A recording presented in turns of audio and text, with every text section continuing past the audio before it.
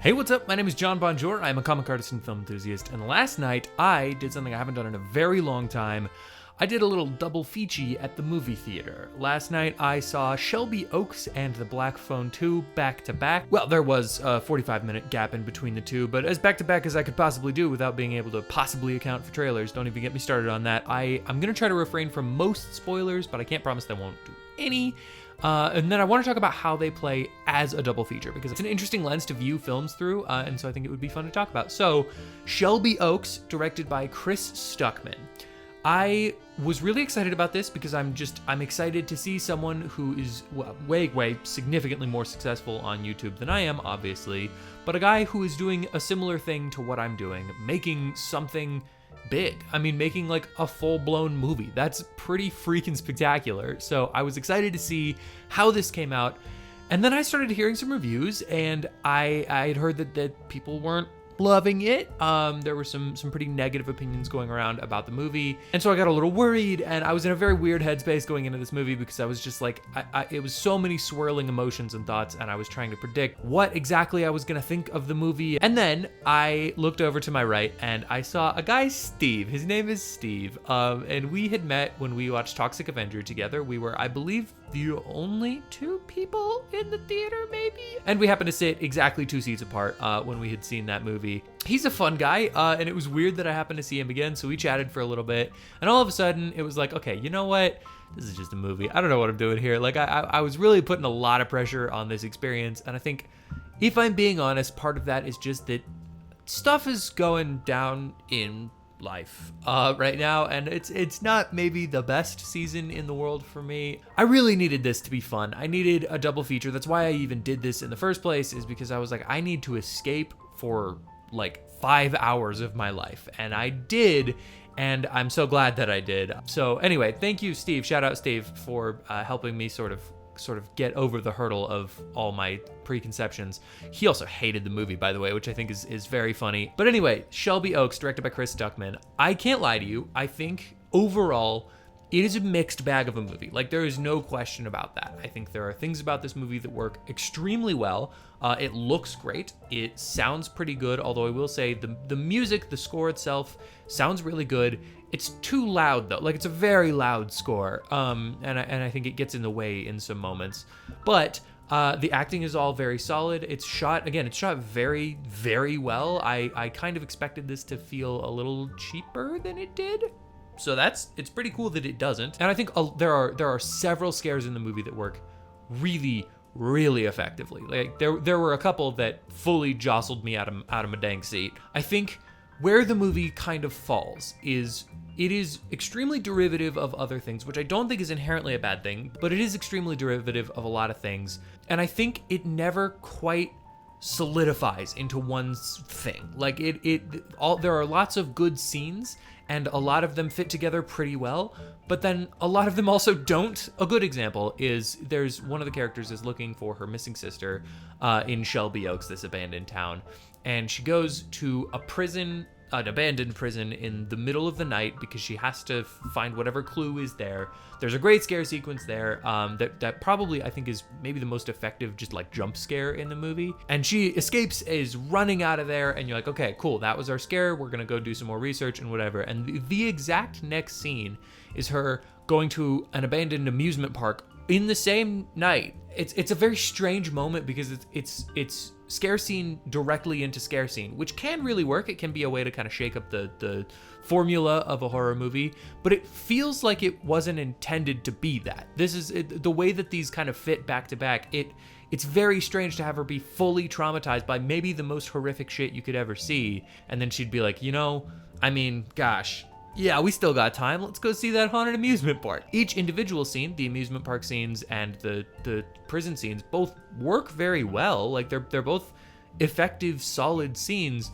They just don't like stitch together well. So there's a script problem in the film, and I think it really shows itself in the third act. It jumps to this thing that like it's been kind of hinting toward, but it really blows past some pretty important reveal information and doesn't ever backfill any of it. Like there's a way to do that where you kind of jump ahead and then follow back with some information, and then it's even scarier because you're like, oh wow, that's what that all meant.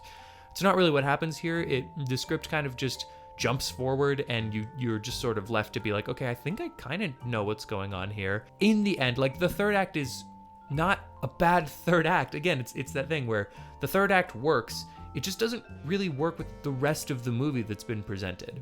I do really like the way that it like starts with found footage, starts with this kind of documentary style to get you into the story, and then the way that it shifts over, there's a specific scene that you see both in the documentary style and also in reverse in just the cinematic style.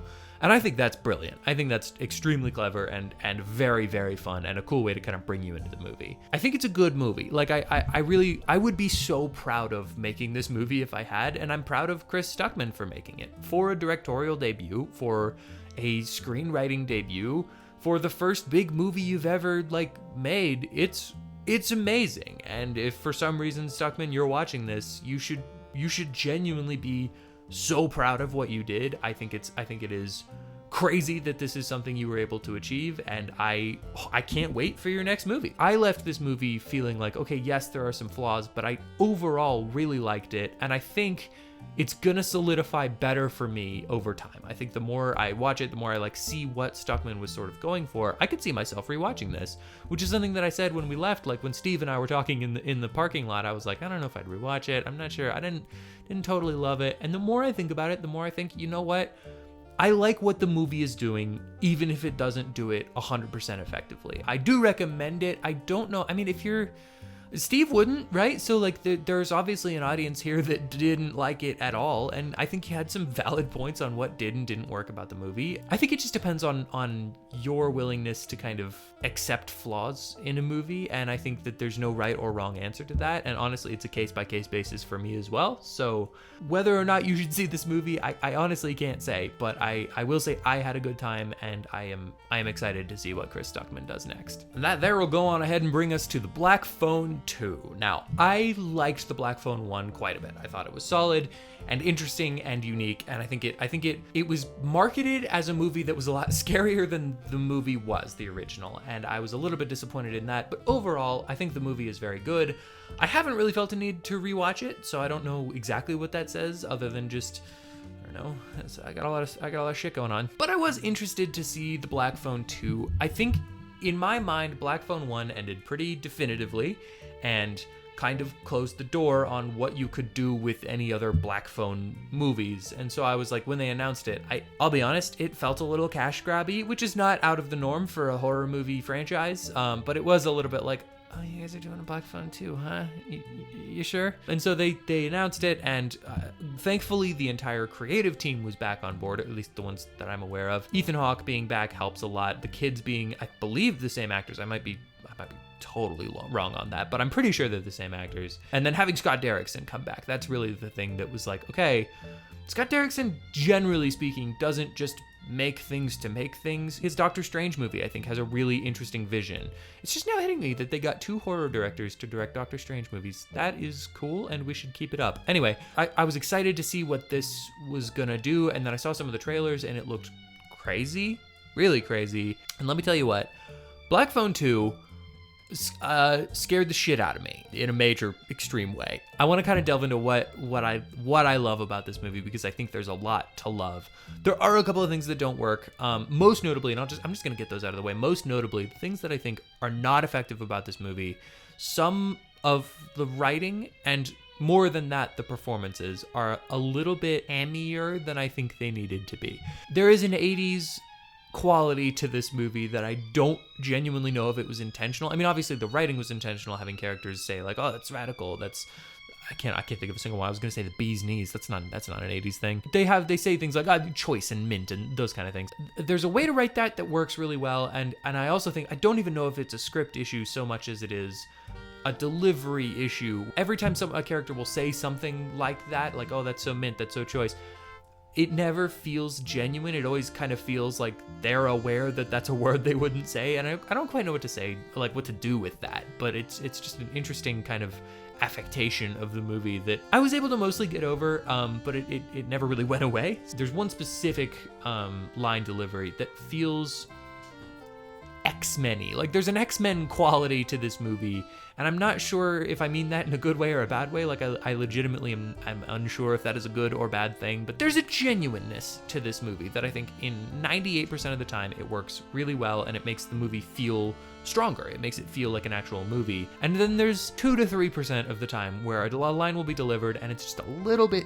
too, they juice it up a little too much, and it just took me out of the moment just a tiny little bit. At one point, the sister quotes a scripture to the grabber, and I think that's the moment that I was like, I like what you're doing. I don't like totally love the way you're doing it. But those are really like pretty nitpicky problems to have with the movie. Overall, I think this is a phenomenal film. There are a couple of scare sequences. One like kind of, it felt like 5 or 10 minute long sequence, but there's a couple of different scare sequences that I think are some of Scott Derrickson's finest work. He made Sinister, which has what I consider to be the greatest jump scare of all time with the lawnmower. This is a movie that rivaled that. I don't think it beat it, but it definitely rivaled it in terms of just moments where I was like, I am having a panic attack. I think I need to cry. The fact that that is counterbalanced with genuine, heartfelt, like this is an emotionally maturing sequel that is wild to me. Like the fact that this is not only a sequel to the movie, but like a sequel to the movie. It's not another one of those. It's like a furthering of the characters, a furthering of the plot, a furthering of their growth as individuals. It genuinely gives a shit about its protagonists, which is so nice to see. It's so nice to see, because you have a lot of horror sequels that are just, well, what worked about the first one? Spooky guy in a mask going around killing people. And granted, that does work for me. I do love those kinds of movies. But I think that this is so much better because it's actually a strong film in its own right. Like the fact that I hadn't seen the original since it came out, and I was still able to A, not feel completely lost, and B, genuinely enjoy this on its own merit. And it has such an interesting like setup, the way that it's set in this alpine lake, this Colorado ski like Christian camp, which is the other thing about this movie.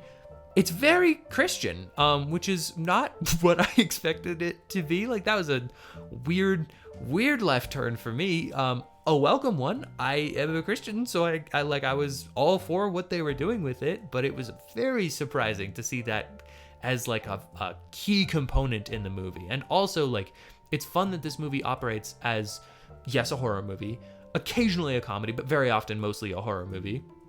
It also operates as, I think, a religious film and a criticism on Christianity and Christians within Christianity, which is all stuff I was not prepared for this movie to be doing. And so I think this is maybe my most welcome surprise of the year is The Black Phone 2, because it was just a great time that was also a really good movie. And so yeah, if you're gonna watch either of these, I highly recommend The Black Phone 2. I would also check out Shelby Oaks just because I think it's an interesting project. But The Black Phone 2, if you're just looking to have a great time at the movies, I think that's the one you gotta go see. And that's really the question of the video, right? Is how do these two movies work as a double feature? Most notably, I think if you were gonna watch them as a double feature, I think the order I watched them in is absolutely the way to go, because Shelby Oaks is a movie that starts a lot more dense and ends a lot more kind of light and loose. And I think Black Phone is the exact opposite, where like Shelby Oaks, light is not the way I would describe the ending of Shelby Oaks. I'm now thinking about it, and I don't think that is true. But Shelby Oaks is a movie that has you scanning every corner of the frame because you are expecting to see some kind of horror creature monster thing in every moment. It is more along the lines of elevated horror, more along the lines of an A24 type horror movie, without fully delving into some of the downsides of those kinds of movies being A, extremely long, and B, not a lot always happening until like the end of the movie. Not a full-blown criticism of A24 horror. I think there's a lot of great elevated horror movies out there, but there can be a tendency to kind of lean into the cheaper aspects of your movie. And I could see with this being a lower budget movie, I could see a version of this where it's a lot of long, lingering, creepy shots and not a lot of anything happening. And if anything, I think Shelby Oaks suffers from the exact opposite. There's a little too much happening. But I think it is good to start as a double feature. It's fun to kind of set the tone with Shelby Oaks. And then Black Phone 2 touches on some semi-similar themes. It touches on the idea of like the sibling dynamic, like the sibling interaction relationship, I think is fun to kind of look at there. There's a depiction of something from hell coming out into the real world that is kind of in both. And I think both do it very differently, but both are very interesting to kind of weigh whichever works better. I think the Black Phone has such an interesting, like, there's a great line where the grabber is like, hell isn't flames, Finney, it's ice. And I think that's just terrifying. But as a double feature, I think these are very fun. They suit the needs that you kind of want. They don't feel too similar, where I've done double features where they feel a little too similar and then you're like fully comparing the entire time. They both feel like separate, bespoke movies. They are individual pieces of art. The other reason I would kind of recommend going in that order is because Shelby Oaks ends on a real low. It's a real bummer of an ending, and Black Phone, I think, ends a lot higher than Shelby Oaks does. All that said, that was my double feature experience. I do highly recommend, I would recommend both of these movies. I highly recommend Black Phone. I medium recommend Shelby Oaks. I think it's both are interesting projects in their own right, and both are worth watching. One is just a lot more fun and scarier and crazier and better, but it's also not his first movie, so there's a balance to be made there. What did you think of either of these movies? Have you seen them? I would love to hear your thoughts in the comments below. Thanks so much for watching this video and checking out my channel. If you'd like to hear more of my thoughts on movies, comics, TV shows, anything you like, hit the subscribe, and comment down below what you'd like me to review next, or do none of those things because I truly am not your dad.